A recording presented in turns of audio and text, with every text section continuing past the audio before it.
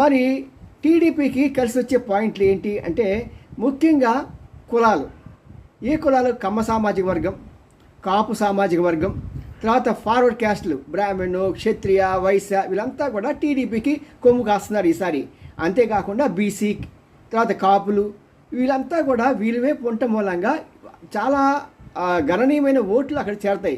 ఇది కాకుండా చాలామంది సాఫ్ట్వేర్ ఇంజనీర్లు కూడా హైదరాబాద్ నుంచి రావడం జరిగింది. దీనికి తోడుగా అమెరికా నుంచి చాలామంది ప్రజలు వచ్చి వీళ్ళు సపోర్ట్ చేశారు. చివరిలో వీళ్ళు వాడిన స్ట్రాటజీ ప్రకారం భూ వివాదం, ఇవి భూములు మీవు కావు అని చెప్పి చాలా భయం కలిగించే విధంగా ప్రజల్లో భయభ్రాంతులు చేసే విధంగా యాడ్లు, అంతేకాకుండా ప్రతి నాయకుడు దాని గురించి మాట్లాడటం వల్ల టీడీపీకి చాలా లాభం చేకూరింది. దీనికి తోడు ఎవరు ఏమన్నా సరే చంద్రబాబు బెటర్ అడ్మినిస్ట్రేటర్ అని ప్రతి ఒక్కరూ ఒప్పుకుంటారు.